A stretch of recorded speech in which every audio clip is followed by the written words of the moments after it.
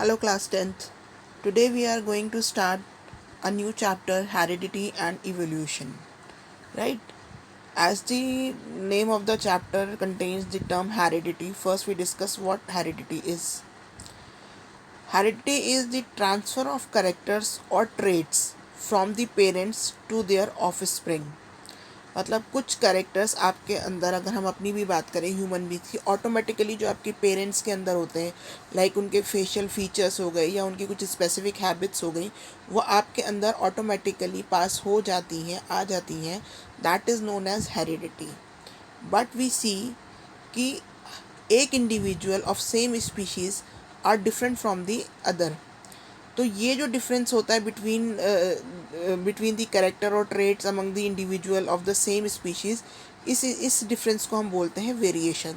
तो there are two terms, one is heredity and one is variation. Heredity is transfer of character और traits from the parent to offspring, and variation is the difference between the character और traits among the two individual of the same species. कि दो species के कोई भी दो individual same नहीं होते, सेम स्पीशीज़ के कोई भी दो इंडिविजुअल सेम नहीं होते. Now will discuss accumulation of variation during reproduction. Reproduction जब हम रिप्रोड्यूस करते हैं सेक्चुअली या एसेक्चुअली, तब वहाँ पर वेरिएशन कैसे एक्यूमुलेट होते हैं.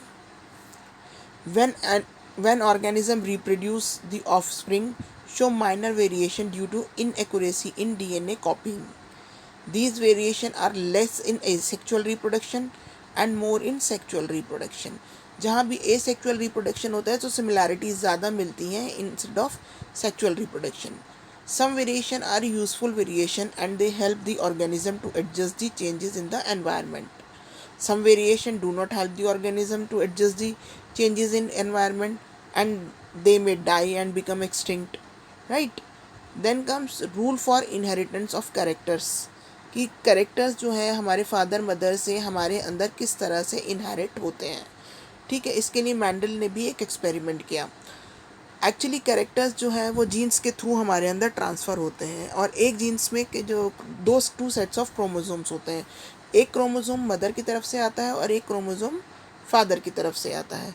ठीक है, तो दोनों की जो ट्रेट, जो भी फादर या मदर की ट्रेट में से जो भी आपका क्रोमोसोम, जो भी आपकी ट्रेट होगी, जो डोमिनेंट हो कैरेक्टर शो करेगा, वो ट्रेट आपके अंदर आ जाती है. तो फॉर दिस एक बार मैं फिर से रिपीट कर देती हूँ कि character are transferred through genes present in the DNA molecule in the chromosome present in the nucleus of the cell.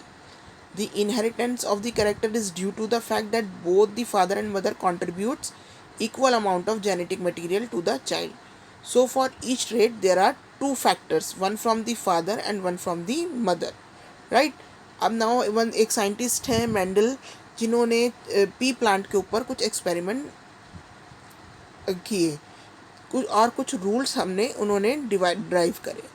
उन्होंने जो पहला एक्सपेरिमेंट करा उसमें उन्होंने एक पी प्लांट लिया प्योर टॉल मतलब जिसके अंदर जो क्रोमोसोम का सेट था, जो दोनों chromosome capital T pure tall, for example से हमने एक सिंबल ले लिया, उन्होंने वो सिलेक्ट करा. और दूसरा प्लांट जो लिया उन्होंने प्योर शॉर्ट स्मॉल टी जिसके क्रोमोसोम का जो सेट था दोनों ही स्मॉल, उसके अंदर क्रोमोसोम स्मॉल ड्वार्फ प्लांट था वो.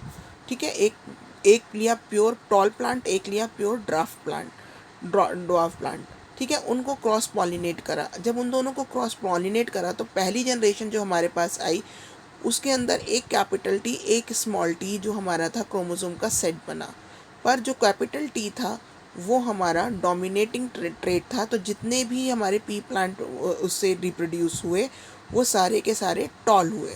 ठीक है, तो रेशियो जो था हमारा जो था वो फर्स्ट जनरेशन में सारे ही सेल्फ पॉलिनेट करके हमारे पास सारे ही टॉल प्लांट हुआ है.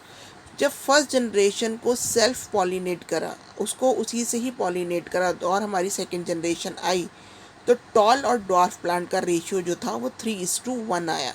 मतलब अगर 3 टॉल प्लांट थे तो एक हमारे पास रिप्रोड्यूस हुआ ड्वार्फ प्लांट. राइट? और इसी तरह से जब प्योर टॉल प्लांट और hybrid tall plant T capital T and hybrid tall क्या था हमारा T capital T small T, और प्योर ड्वार्फ स्मॉल टी, तो ये जो था इसका रेशियो हो गया 1:2:1. मतलब एक टॉल हुआ, दो हमारे medium I, and one is dwarf, right? The trait that is expressed in F1 generation मतलब first generation is called dominant trait, and the trait that suppress हो जाती है किसी भी जनरेशन में उसे हम रिसेसिव ट्रेट बोलते हैं। जो ट्रेट जो कैरेक्टर फादर या मदर किसी का भी हमारे अंदर आ जाता है, ठीक है, लाइक, तो उसको हम बोलते हैं डोमिनेंट ट्रेट, और जो नहीं आता उसे हम बोलते हैं recessive traits, right. Then again when plant having two pair of characters, अगर दो करेक्टर्स है, यहाँ तो अभी हमने एक ही करेक्टर लिया था जिसमें सिर्फ टॉल उसकी हाइट ही दी थी। Now Mendel selected pea plant having two pairs of character, shape and colour of seed, यहाँ पर उसने दो करेक्टर चूज करे।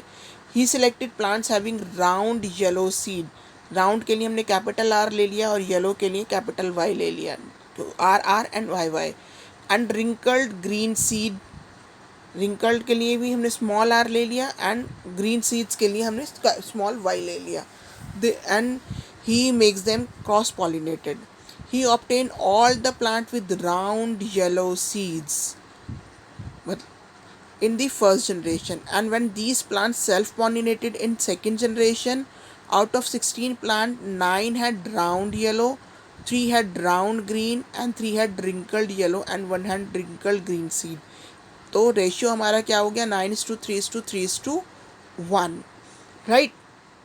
तो इस तरह से जो हमारा सेट ऑफ क्रोमोसोम्स होते हैं वो हमारी ट्रेट को जो है डिफाइन करते हैं, राइट।